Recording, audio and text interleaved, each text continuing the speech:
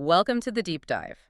Today, we're going beyond just the surface numbers. We're really trying to understand the intricate forces that shaped a pretty pivotal trading day, August 18th, 2025. Exactly. We're not just glancing at the results. We want to uncover the why behind them, what it all means for you. hmm Our mission here really is to arm you with a genuinely well-informed perspective, moving past those quick headlines to grasp the underlying currents.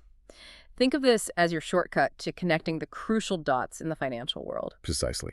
And our core source for this deep dive is the end-of-day market intelligence report for August 18th, 2025. Now, this isn't just some dry list of figures. Right. It's a really detailed snapshot of a critical trading day. It reveals the nuanced forces that move the markets. We're aiming to extract the most important nuggets of knowledge, offer some unique insights, and maybe uncover some surprising facts, some connections that make sense of what might otherwise look like just random noise. And what a day it was. I mean, if we had to pin an overarching theme on it, Yeah. August 18th felt like the market was collectively just pausing for breath. Yeah, that's a good way to put it. You could really sense a distinct, mixed, almost indecisive performance hanging in the air. We're talking about a day where the strong tailwinds from, well, a pretty robust earnings season, they found themselves contending head-on with some pretty significant headwinds. Right. Fresh geopolitical tensions, and a very specific kind of cautious shift in the monetary policy outlook. Indeed. The report's summary actually characterizes these as cross-currents, and honestly, it's a perfect description of the forces at play. On one side, you had this enduring positive momentum from the Q2 earnings season, companies largely beating expectations, showing remarkable resilience, really, in a slowing global economy. Which was good news, generally. Absolutely. But almost simultaneously, we saw renewed uncertainty bubbling up. Geopolitics, especially concerning the ongoing conflict in Ukraine. And then a key Federal Reserve official delivered some notably cautious, maybe even hawkish commentary. So this powerful confluence of opposing forces created a subtle, yet you could definitely feel it, a distinct risk-off sentiment. It sort of permeated the markets right from the start of the week. Okay. Investors were demonstrably pulling back from riskier assets, actively opting for perceived safety. It's a classic sign, isn't it? Market participants bracing for potential turbulence rather than leaning into further expansion. So with that overall cautious feeling kind of swirling around, how did the day's raw numbers actually play out, particularly across the major U.S. indices? Looking at the report, the S&P 500, it closed down a modest 0.29%. Yeah. While the Dow Jones Industrial Average actually managed a tiny gain, up 0.08%, barely. Right, almost flat. But then the NASDAQ composite, which is very tech-heavy, as you know, it slid by 0.40%. So what does this immediate snapshot, these headline numbers, truly reveal when we look a bit deeper? Well, what's truly insightful here is how the Dow's seemingly flat performance actually masked some pretty significant internal divergence right within the index itself. The report explicitly states that 17 of its 30 components, so more than half the companies in the Dow, actually declined on the day. Wow. Okay, so the average was misleading. Exactly. And this is a crucial diagnostic indicator of market health, because it tells us the index wasn't propped up by broad-based strength across its companies. Yeah. Now, it was really lifted by the strong performance of just a few key players. Right, the heavyweights. Precisely. It's like looking at a football team's final score and thinking, wow, dominant game, only to find out their star quarterback threw 3 touchdowns, but the rest of the team barely moved the ball. Okay, yeah, I get that analogy. This isn't a sign of robust, widespread market health. It suggests fragility, maybe. A few mega-cap companies can often carry an index higher, sure. But if the majority of stocks are falling, it signals a broader underlying weakness. That's something you need to watch. And the NASDAQ. You mentioned its underperformance was linked to semis. Yes. Directly attributable to weakness in the semiconductor sector. Yeah. And that's a point we'll definitely circle back to, because it ties directly into some very specific and pretty impactful policy concerns that emerged that day. Okay, good. That distinction between headline performance and the underlying health, that's vital. And speaking of those underlying signals, the report also highlighted a distinctly cautious tone in the overall market internals, like taking the market's pulse, maybe. Exactly, like taking its vital signs. Let's delve into the trading activity, for instance. The report says it was a relatively subdued day. Approximately 16.3 billion shares changed hands. That's noticeably below the 20-session average of 18.2 billion. What does that lower volume tell us about investor conviction? Or maybe the lack of it? That lower trading volume is incredibly telling. It really gives you a key insight into the market's collective mindset at that moment. It suggests a clear lack of strong conviction from either the bulls or the bears. Okay, so hesitation. Think about it. When you see high trading volume combined with a strong directional move up or down, Mhm. it usually signifies that a large number of market participants are in agreement, Yeah. right? Yeah, makes sense. They're either buying with conviction, chasing prices higher, or they're selling aggressively, pushing prices lower. It indicates a strong consensus. But when volume is subdued, like it was on August 18th, it signals uncertainty, hesitation. Mhm. Investors aren't rushing to pile into new positions, nor are they aggressively exiting existing ones. They're waiting, maybe for greater clarity on the macro front, or perhaps for some kind of resolution to the geopolitical stuff. Right. So for anyone trying to navigate these waters, this signals a market that's essentially holding its breath. It's not making any decisive conviction-driven moves. It's a pause, really, not a pivot. And drilling even deeper into those internals, market breadth. The report called it decidedly negative. It gave some specific ratios, too. On the NYSE, decliners outnumbered advancers by 1.30 to 1, and on the NASDAQ, it was even starker, 1.36 to 1. Why is this such a crucial indicator for understanding the market's true underlying health, especially when you contrast it with that mixed index performance we just talked about? Oh, this is an absolutely critical point. It's a concept every informed observer really should grasp. Market breadth is essentially a measure of how many stocks are participating in a market's movement. Okay. When decliners outnumber advancers by such a significant margin, as we saw on August 18th, it indicates that the selling pressure was far more widespread across individual stocks than those headline index numbers might suggest. Ah, okay. So even if the Dow squeaked out a gain. Exactly. Even if a major index like the Dow manages to close up slightly, if the vast majority of individual stocks are falling, it signals pervasive underlying weakness. It means that a few heavyweights, those mega caps we mentioned, might be propping up the index, creating this kind of deceptive appearance of stability or even minor gains. Right. But beneath that surface, a much larger number of companies are losing ground. This divergence is a critical canary in the coal mine for investors, wouldn't you say? Absolutely. It teaches us that headline indices can paint a deceptively rosy picture. True market health lies in the widespread participation of stocks. When breadth is negative like this, it often signals a market that's becoming more fragile, more susceptible to larger declines, even if a few dominant stocks are temporarily holding it up.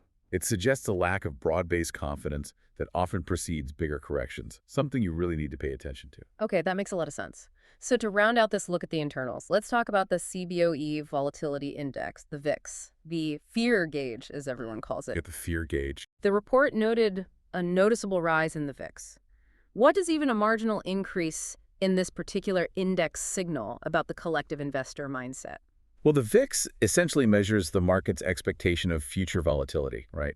It's derived from option prices on the S&P 500. Yeah. So a rising VIX indicates that investors are bracing for larger price swings in the near future, Okay. which almost invariably translates into heightened anxiety or fear. It's the market's collective way of saying, things feel a little less predictable right now. Right, a bit shaky. Exactly. Even a marginal increase, like we saw, signals a noticeable uptick in investor anxiety. It's not necessarily panic, but it's a discernible increase in caution. It suggests market participants are becoming more uncertain about the immediate future. And that naturally leads to the question. Precisely. This increase in the VIX immediately leads us to the crucial question. What specific factors were causing this palpable increase in anxiety? And this brings us perfectly into the broader macroeconomic and geopolitical backdrop that really defined the trading day. Okay, so let's turn to that broader backdrop because it really did present this trifecta of uncertainties that shaped that cautious tone we felt. First up, central bank focus.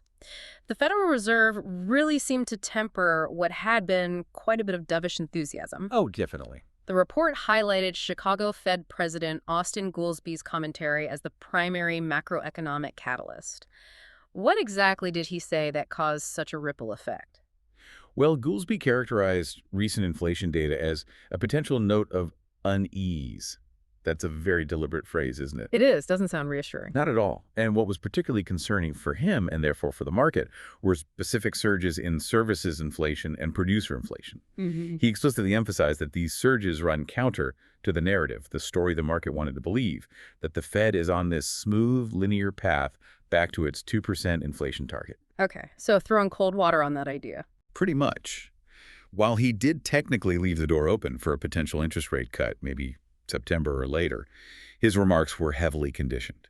He stressed the absolute need for more reassuring data before the FOMC, the rate-setting committee, would feel comfortable making such a significant move. Right. Data dependent, as they always say. Exactly. This wasn't a signal of an imminent predetermined cut, not at all. Instead, it was a very cautious, very measured reevaluation of the Fed's stance. And it's subtly but definitely shifted market expectations.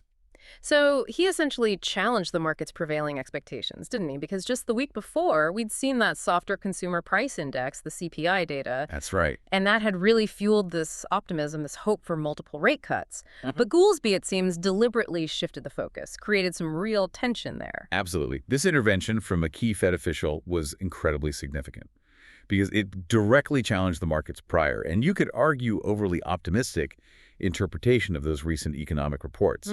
Like you said, the week before, the softer CPI data measuring what consumers pay had indeed fueled a rally in stocks and bonds. It bolstered expectations for imminent, maybe even multiple rate cuts before year-end. People are getting excited. And they were. But Goolsbee's comments deliberately shifted the focus. He drew attention to the hotter-than-expected producer price index, the PPI data that measures selling prices received by producers. Right, the wholesale level inflation. Exactly. And PPI had shown a substantial 0.9% monthly increase. That surprised quite a few people. More importantly, perhaps, he highlighted the persistence of supercore services inflation components. Supercore, what's that specifically? Think of the stickier elements. Things like housing cost, healthcare, education. It strips out more than just food and energy. It aims for a truer pulse of underlying inflationary pressures, less swayed by temporary shocks. Okay, the really stubborn stuff. The stubborn stuff. And this was a clear signal from the central bank. They are not on some predetermined path to easing policy, and they are actively managing market expectations to prevent what they might see as excessive dovish sentiment overheating things. Got it. The message was crystal clear. The bar for a rate cut is now perceived as being significantly higher than it was just a few trading sessions prior. It forcefully reinforced the Fed's data-dependent stance. And how did the market react immediately to this repricing of odds? I know the CME FedWatch tool, that probability gauge, it was still showing a pretty high chance of a September cut, right? But surely that new element of doubt, that higher bar, made an immediate impact. Oh, it absolutely did. You're right. The FedWatch tool still indicated, I think it was an 85% probability for September. But Goolsbee's cautious tone undeniably introduced this new element of doubt. It hammered home the Fed's commitment to data dependency. They're really going to wait, scrutinize the incoming numbers before acting. Makes sense. So consequently, investor focus immediately pivoted. It's now squarely on the upcoming Kansas City Fed's annual economic symposium in Jackson Hole, Wyoming. Ah, Jackson Hole, always a big one. Always. Speeches there from Chairman Jerome Powell and other global central bankers will be intensely scrutinized. They'll be looking for any shifts in policy signaling, especially given this conflicting inflation data we've seen and the mounting global uncertainties we're about to get into. Right. Jackson Hole is effectively the most important annual forum for central bankers to signal their intentions. It often serves as a launchpad for new strategies or refined thinking. The market will be hanging on every single word, looking for confirmation or maybe further nuanced shifts in the Fed stance. Any deviation from what the market perceives as the past will trigger significant reaction. You can bet on that. Okay, so beyond the Fed kind of recalibrating expectations, another significant storm cloud gathered on the horizon, specifically for the tech world, this looming tariff threat targeting semiconductors. Yes, that was huge. President Trump's proposal, or maybe threat, to raise tariffs on imported semiconductors to as high as 300%. That really rattled investors, didn't it? Triggered a broad sell-off across that industry. This sounds like it could have profound, far-reaching implications, way beyond just chip makers. It truly does. The mere prospect of such extreme trade barriers raises profound systemic concerns. Semiconductors, they aren't just specialized components anymore, are they? No, they're in They're foundational building blocks for a vast array of global industries. Smartphones, cars, defense systems, critical medical devices, the list goes on and on. Crippling their production, raising their costs through tariffs like that would have severe ripple effects across the entire global economy. It sounds like it would touch almost everything. It would inevitably lead to sharply inflated costs for consumers, for businesses, Virtually everything that relies on chips, which is almost everything digital today, would become more expensive. Furthermore, it could result in a significant loss of global competitiveness for U.S. chip makers themselves. Many of them depend heavily on these intricate international manufacturing processes, sales channels that have evolved over decades. Right, these complex supply chains. Exactly. And beyond the direct impact on the chip sector, such a policy move would have significant, unpredictable inflationary consequences on the broader economy. An artificial price shock of this magnitude hitting such a critical input, it could very well force the Federal Reserve to maintain a tighter monetary policy stance than it otherwise would. So it complicates the Fed's job even more. Tremendously. It creates a direct conflict between its mandates of price stability and maximum employment. It's a truly complex, multi-layered problem with no easy answers. And this kind of trade uncertainty, surprisingly, or maybe not so surprisingly, connects to another economic phenomenon the report touched upon. This recent plunge in global shipping container rates, like Shanghai to LA, hitting near an 18-month low. That seems counterintuitive if trade tensions are rising, doesn't it? It does seem counterintuitive at first glance.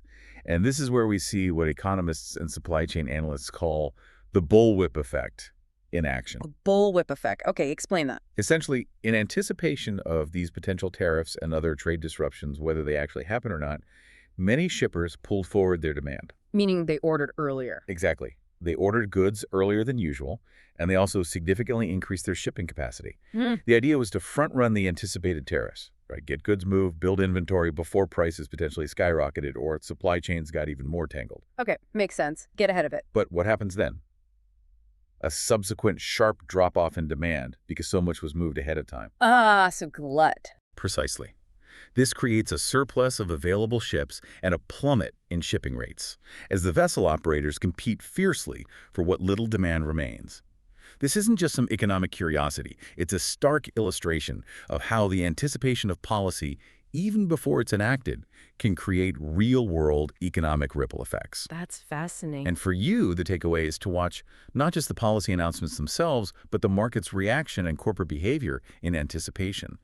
These preemptive moves can trigger significant unintended consequences way down the supply chain, often long before the actual policy is implemented. It's really a testament to the market's constant attempt to price in future events, sometimes leading to these significant self-correcting mechanisms. Wow. Okay, finally, let's talk about the geopolitical chessboard. The market was clearly on heightened alert, awaiting outcomes from critical diplomatic meetings about the ongoing conflict in Ukraine. Yes, that was definitely hanging over the market. We saw that Friday summit between Trump and Putin in Alaska. It concluded, report said, without achieving a tangible ceasefire, which then set the stage for a high-stakes meeting on Monday between Trump, Zelensky, and European leaders in Washington.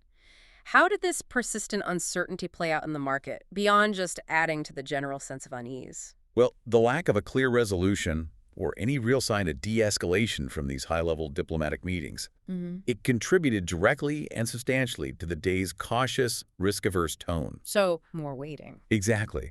It created an environment of wait and see that actively discouraged proactive investment. Periods of elevated geopolitical uncertainty, they typically drive investors towards traditional safe haven assets and demonstrably away from riskier equities. Like gold or treasuries. Exactly. Gold is a classic safe haven. Certain government bonds like U.S. Treasuries, too. When the future feels unpredictable due to escalating global tensions or unresolved conflicts, investors often seek the perceived safety, liquidity, and stability these assets offer, even if the returns might be lower. Makes sense. The market was essentially in a holding pattern, unwilling to make significant directional bets until the geopolitical landscape became clearer, or at least offered some glimmer of de-escalation. And this pattern was indeed clearly observed in the day's trading flows as capital demonstrably moved into these more secure havens. It's a fundamental principle of market behavior, isn't it?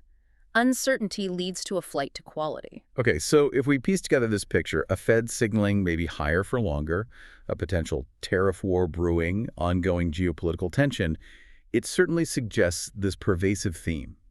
Investors seeking safety, reevaluating risk. Absolutely. This brings us nicely to how various asset classes actually performed. Let's start with fixed income, specifically U.S. Treasuries.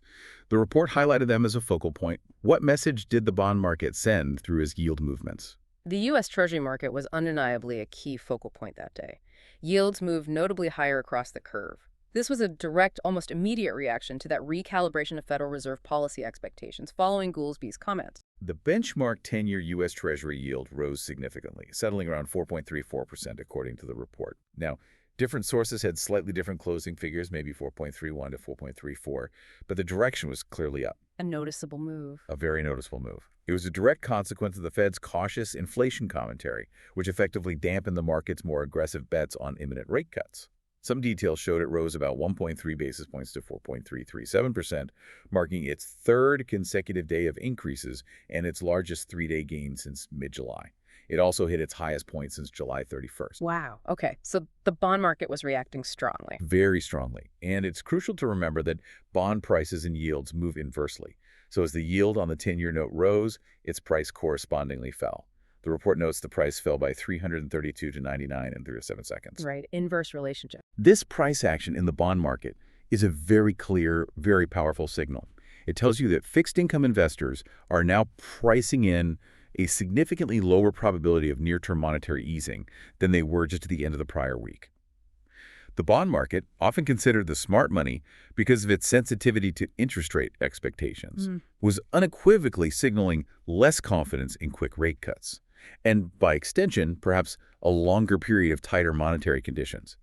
This impacts everything, doesn't it? Mortgage rates, corporate borrowing costs. Everything. Okay. Moving beyond bonds, how did commodities, currencies, and even digital assets fare amidst these powerful cross-currents? Geopolitical tension, shifting monetary policy expectations. It sounds like it created a pretty mixed and dynamic picture there. It absolutely did. We saw a really nuanced interplay of forces, leading to quite diverse outcomes across these different asset classes. Let's break it down. Okay. Starting with WTI crude oil. It saw a modest rebound, actually. Yeah? Rose about 0.7% to settle around $63.25 per barrel after sliding late the previous week. Why the rebound? Prices found some support as traders digested the, ambiguous outcome of that Trump-Putin meeting and looked ahead to further diplomatic talks. Critically, geopolitical risk premiums that extra-cost buyers pay for oil due to potential supply disruptions from conflicts Right. provided a palpable floor under the market. It prevented a further decline. The ongoing uncertainty in Eastern Europe continues to bake in a certain level of risk to energy supply. So it's a bit of a lift there. Okay. What about gold, the traditional safe haven? Gold, exactly. True to its historical role, it saw its prices trade higher. Spot gold rose approximately 0.4% to around $3,347.57 an ounce, and U.S. gold futures for December delivery climbed 0.3% to $3,393.70. So money flowing in there. Definitely. Gold benefited significantly from the heightened geopolitical uncertainty, attracting capital that was actively seeking refuge from that equity market volatility we discussed. Also, a slight dip in the U.S. dollar from its session highs made gold, which is typically priced in dollars, a bit cheaper for holders of other currencies. That further boosted its appeal as a global store of value when other markets feel turbulent. And the dollar itself, how did it fare? The U.S. dollar index, DXY, actually gained ground overall. It rose around 0.2% to trade near 98.07. The currency's strength was really underpinned by two main factors. Okay. Firstly, that rise in U.S. Treasury yields we just talked about. Higher yields make dollar-denominated assets more attractive to international investors looking for better returns. Right. Attracts capital. Exactly. And secondly, by general safe haven flows. In times of global uncertainty and elevated market risk, the U.S. dollar often strengthens. It's widely perceived as a stable, liquid currency to hold. So this flight to dollar safety is a recurrent theme in uncertain times like these. Got it. And finally, Bitcoin, the digital asset space. Bitcoin. Yeah, after hitting that new all-time high above $125,000 in the prior week, the cryptocurrency market experienced some profit-taking, a noticeable pullback. So selling pressure there. Yes. Yeah. Bitcoin fell by approximately 1.5% to 2.0%, trading around 115,535 markets. This move indicates a tangible reduction in risk appetite, particularly in the more speculative corners of the financial markets, which is entirely consistent with the broader, cautious, risk-off tone of the session we've been discussing. Makes sense. When things get shaky, people pull back from the riskiest assets first. Precisely. When general market sentiment turns risk-averse, highly speculative and volatile assets like cryptocurrencies are often among the first to see sell-offs, as investors de-risk their portfolios. It's a clear signal that the overall mood had definitely shifted.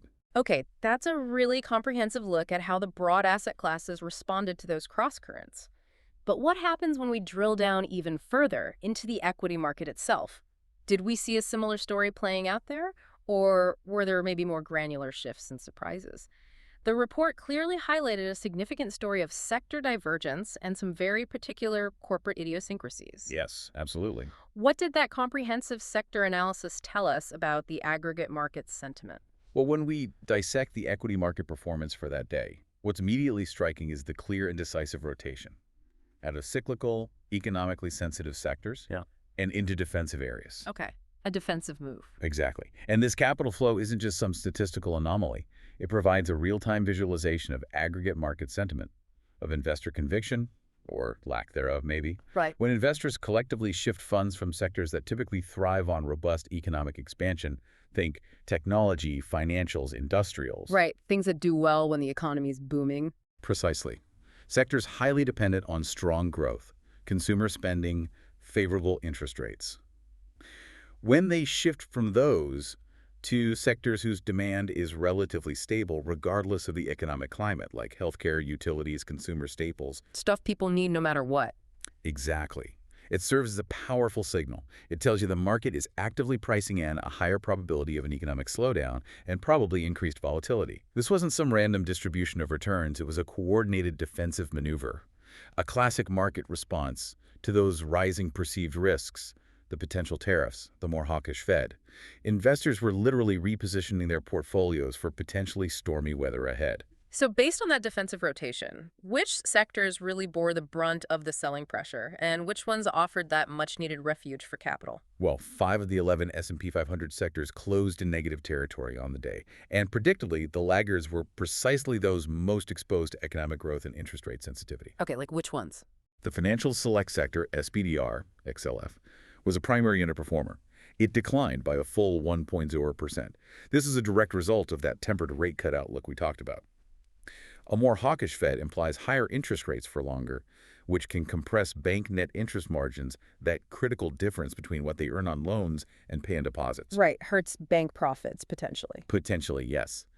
Then the technology select sector, SPDR, XLK, fell 0.8%, and that was dragged down almost single-handedly by those looming semiconductor tariff threats. Given the globalized nature of tech supply chains, that sector is highly vulnerable to trade disruptions. Makes sense. The industrial select sector, SPDR, XLI, shed 0.5%. That reflected mounting concerns about a potential slowdown in global manufacturing and trade, which directly impacts industrial demand and capital expenditure cycles.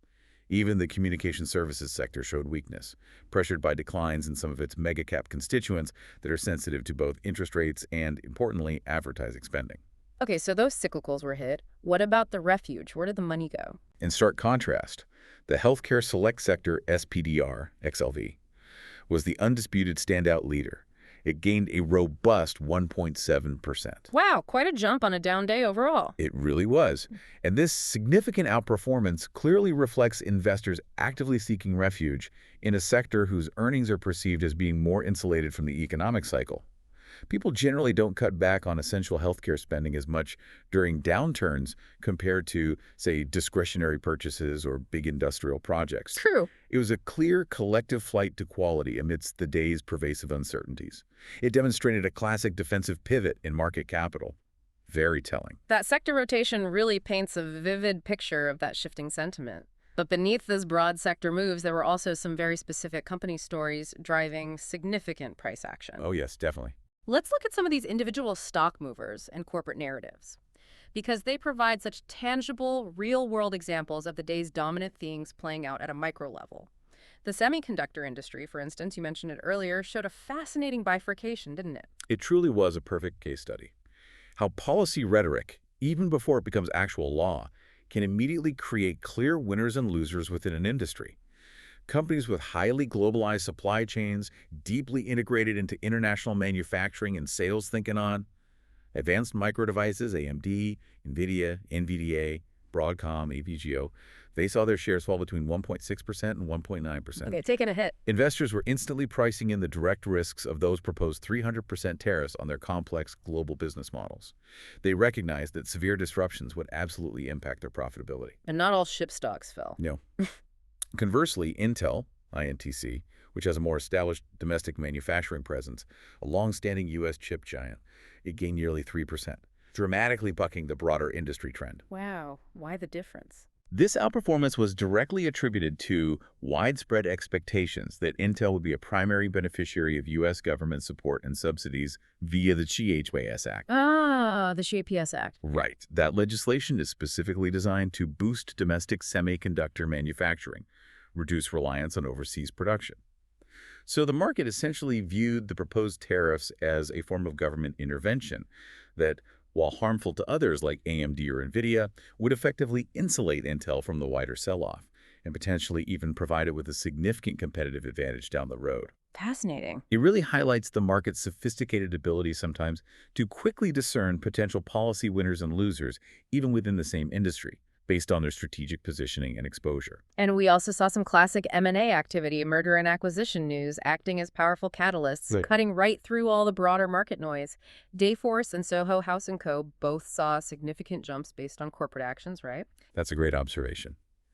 M&A can often create that immediate company-specific catalyst that just overrides whatever the broader market sentiment is doing. Dayforce, DOI, a human resources software provider, was actually the best-performing stock in the entire S&P 500 that day.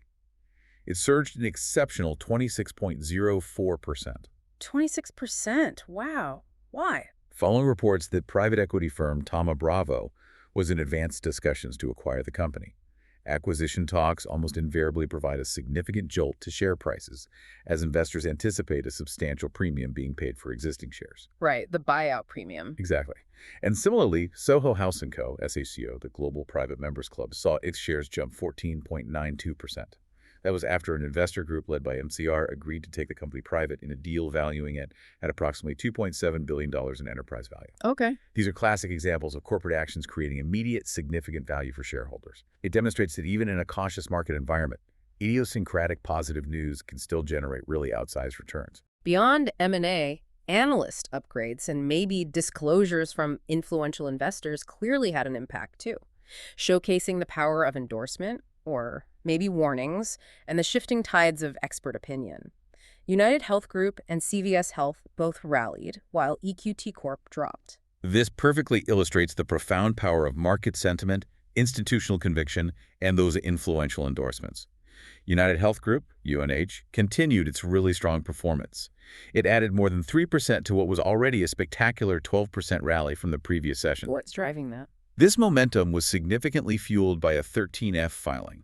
That's the quarterly report big investment managers file, disclosing their holdings. Right. Shows what the big money's doing. Exactly. This particular filing revealed that Warren Buffett's Berkshire Hathaway had initiated a significant new stake in United Health Group during the second quarter. That provides an incredibly powerful vote of confidence, doesn't it? Absolutely, the Buffett effect. Oh. When the Oracle of Omaha makes a substantial investment, it signals deep research, strong conviction, and it resonates throughout the market. It often inspires other institutional and retail investors to follow suit, leading to sustained buying pressure. And CVS. Similarly, CVS Health, CVS shares, rose over 3% after receiving a coveted upgrade to buy from analysts at UBS, a prominent investment bank. The upgrade was based on their positive assessment of the company's successful cost-cutting initiatives and improving fundamentals in its crucial healthcare benefits division. Analyst upgrades from respected firms can significantly influence investor perception and buying activity. They often signal a potential turning point in a company's financial trajectory. Okay. And on the flip side, EQT Corp. On the flip side, EQT Corp, EQT shares, were among the worst performers in the S&P 500. They fell after being downgraded by Roth Capital Partners. The downgrade was based on concerns that an oversupply of natural gas will continue to depress prices, negatively impacting the energy producer's profitability and future outlook. Analyst downgrades can lead to rapid sell-offs as institutional investors reevaluate their positions, adjust their exposure based on a new, more cautious outlook. These examples just underscore how influential voices and data-driven analysis can directly move share prices, both up and down.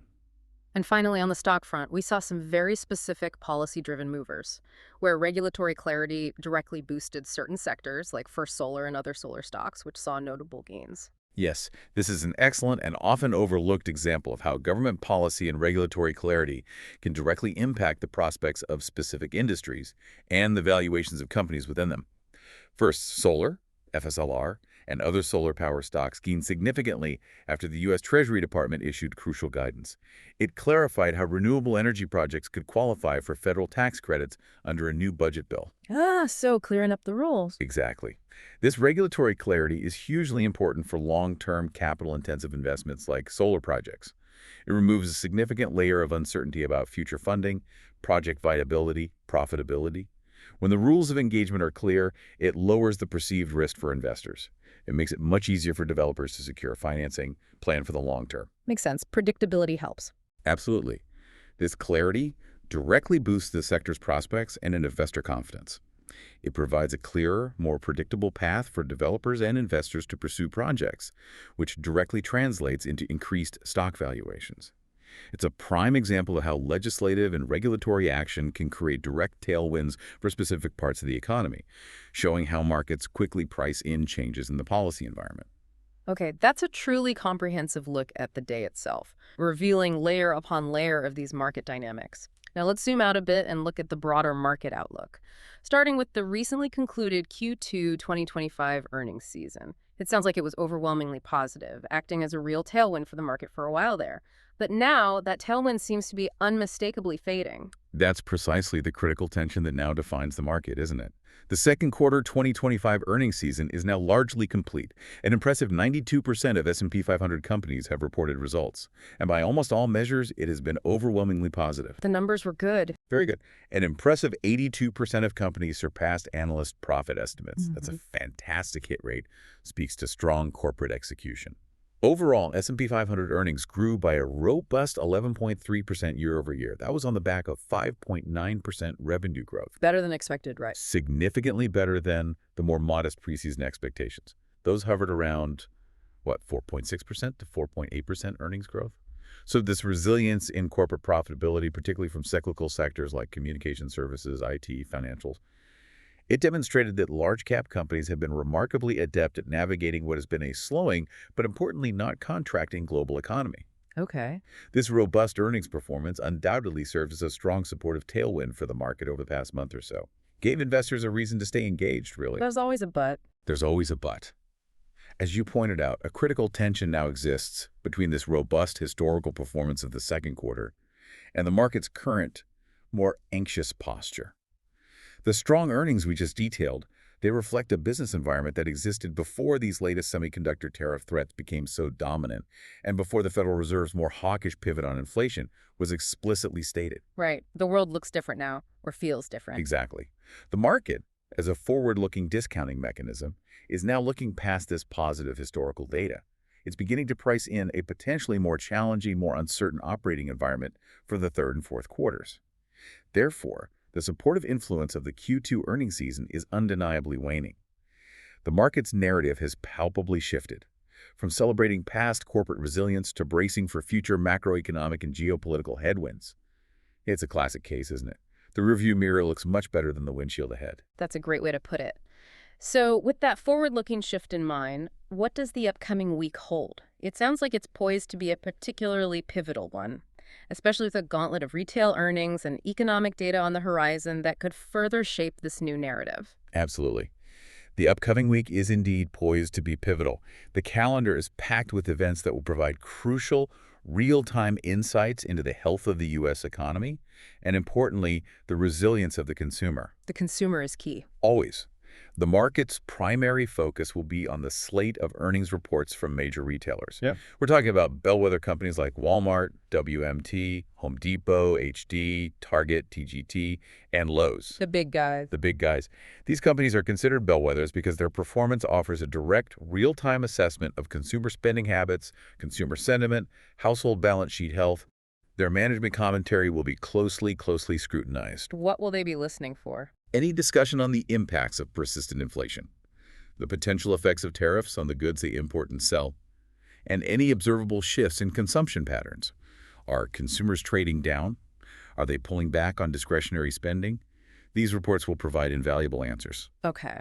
And beyond retail earnings, what other data? Beyond the corporate reports, investors will also be monitoring several key economic data releases. Flash PMI data for August, due on Thursday. That will offer the first important glimpse into manufacturing and services activity following the latest tariff developments. PMIs are important leading indicators, right? Crucial. They provide early signals on economic expansion or contraction. Other important releases include existing home sales and weekly jobless claims. Those will give further updates on the housing and labor markets, respectively, two critical pillars of the U.S. economy. Got it. Anything else? And looking at after-hours movers, cybersecurity firm Palo Alto Networks, PAN-WY, is scheduled to report its earnings after the closing bell on Monday. Its results, and especially its forward guidance, its outlook, will be a key data point for the high-growth technology sector. That sector has faced pressure recently, following disappointing guidance from other tech giants like Cisco and Applied Materials. So this PAN-W report will be watched closely for any signs of softening enterprise IT spending. Okay, lots to watch then. So bringing all these threads together, the cautious Fed, the looming tariffs, the geopolitical tensions, that fading earnings tailwind, and the crucial data points just ahead, how would you synthesize the market action we saw back on August 18th? It really sounds like we're genuinely at an inflection point, where old narratives are maybe giving way to new realities. You've captured the essence perfectly, I think. The market action on August 18, 2025, can absolutely be characterized as that of a market at a profound inflection point. The period of relatively straightforward gains, which were largely driven by hopes of disinflation and that better-than-feared earnings season, that period appears unequivocally to be giving way to a more complex, more challenging, and likely more volatile environment. The easy part might be over. It might be. The signals we dissected today, the defensive rotation into safer sectors, the persistently negative market breadth indicating widespread selling pressure beneath the surface, and the subdued trading volume, they collectively suggest that significant capital is actively moving toward the sidelines. Holding back. Investors are effectively engaged in a waiting game, aren't they? Yeah. Holding their breath, awaiting greater clarity from both the Federal Reserve regarding its true monetary policy path and on the geopolitical front concerning Ukraine and global trade tensions. Now, while the underlying corporate fundamentals demonstrated in Q2 remain solid, showcasing remarkable adaptability, the forward-looking risks have demonstrably increased. The dominant market narrative is no longer simply about celebrating strong past profits. It's fundamentally about the sustainability of those profits in the face of potential global trade wars, persistently stubborn services inflation, and a central bank that is now signaling a higher, more stringent threshold for monetary easing. So what's the key takeaway for our listeners, for you watching this? For you, the astute observer, the performance of those bellwether consumer stocks in the coming days, particularly the major retailers, and most importantly, the tone struck by Chairman Powell at the Jackson Hole Symposium. Those will be the critical determinants of the market's next decisive directional move. Investors should anticipate continued headline sensitivity and the distinct potential for heightened volatility of these powerful cross-currents resolve themselves one way or another. This is really where market conviction will either reemerge or perhaps retreat even further. What a day of profound cross-currents indeed. Just to quickly reiterate the main takeaways from our deep dive today, we saw that very clear defensive shift in the market. Capital flowing out of cyclicals into safer havens like healthcare. That's a classic sign of investor caution. The Federal Reserve, through Chicago Fed President Goolsbee, sent an undeniable message. They're not rushing to cut rates, despite earlier market optimism. They effectively raised the bar for future easing. Right. Then there's that looming specter of significant tariffs on semiconductors. That rattled the tech sector, and it showed us who the market thinks will be the immediate winners and losers from such policy shifts. That Intel versus AMD NVIDIA split was telling. Very telling. And we can't forget the persistent geopolitical uncertainty stemming from those diplomatic meetings concerning Ukraine. All these factors, they intertwine, creating a complex, but now, hopefully, a much more understandable market picture for you. And this intricate dance of data, policy, and geopolitics, it really raises an important question. Something for you to ponder as you continue to observe these markets. In a world where immediate headlines often drive fear or euphoria, creating so much short-term noise, how much should we, as informed observers, prioritize long-term corporate fundamentals, the true health and earning power of a company's business, versus the immediate shifting tides of policy rhetoric and geopolitical uncertainty? How do you weigh these often conflicting signals in your own understanding of the market's true direction and underlying health? That's a truly powerful thought to leave you with. As we've seen today, every piece of data, every central bank comment, every geopolitical development, it contributes to this massive dynamic puzzle. We encourage you to continue observing these market dynamics, maybe even track some of the specific indicators or companies we discussed today. The deep dive will continue to bring you these essential insights, helping you stay well informed, one deep dive at a time.